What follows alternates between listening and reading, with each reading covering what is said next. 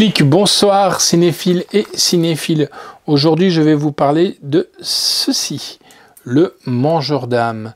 Et donc, est-ce que je peux l'envoyer dans un petit village un petit village, voilà.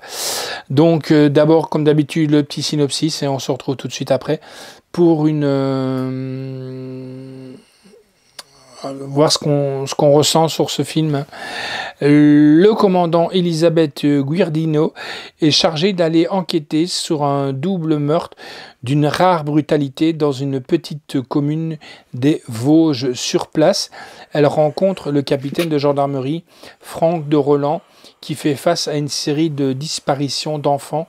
Impuissants face à un village hostile, ils vont être contraints d'unir leurs forces pour découvrir la vérité d'une vérité terrifiante, empreinte de légendes occultes.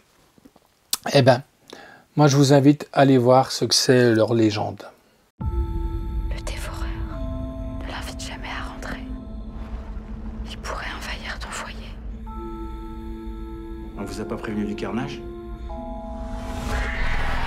Il est venu. Le mangeur d'âme. Tous ces enfants se sont volatilisés dans des villes voisines. Ils ont disparu quand? À 6 mois.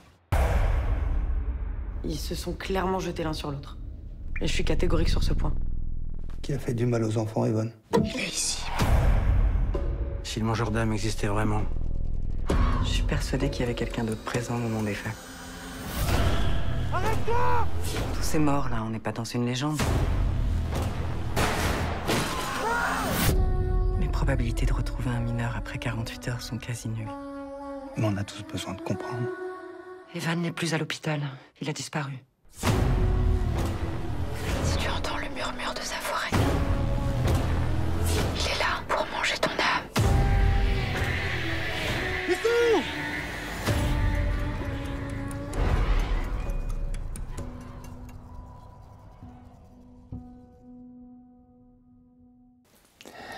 Alors, que dire? C'est un petit thriller horrifique français qui se laisse regarder, je dis vraiment regarder. Après, ce n'est pas un chef-d'œuvre, hein, ça casse pas trois pattes à un canard. Ça ressemble plutôt à un téléfilm qui pourrait passer le soir, un dimanche soir par exemple. Si on le prend comme tel, c'est pas désagréable. Le problème de production française, c'est qu'elles sont lentes, un peu soporifiques. Reste l'ambiance un peu glauque, plutôt réussie. Alors, langue frontalement, c'est du français 5 points.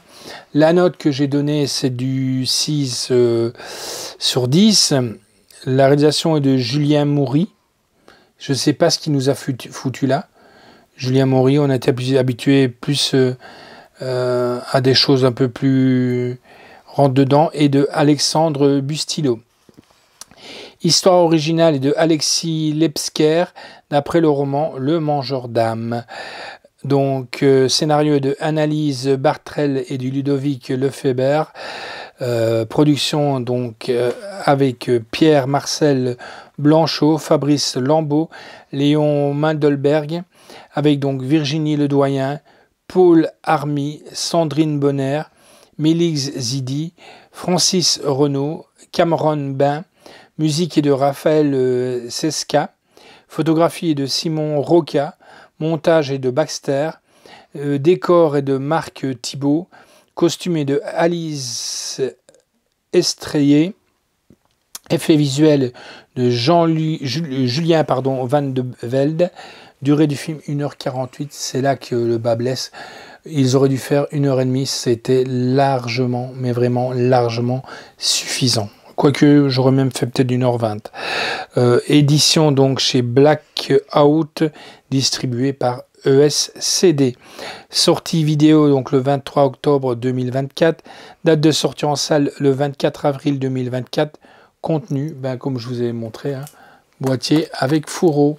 Voilà, donc si vous voulez voir un petit film entre amis, mais ça casse pas trois pattes à un canard, c'est Le Mangeur d'âme. Ciao les amis, à bientôt.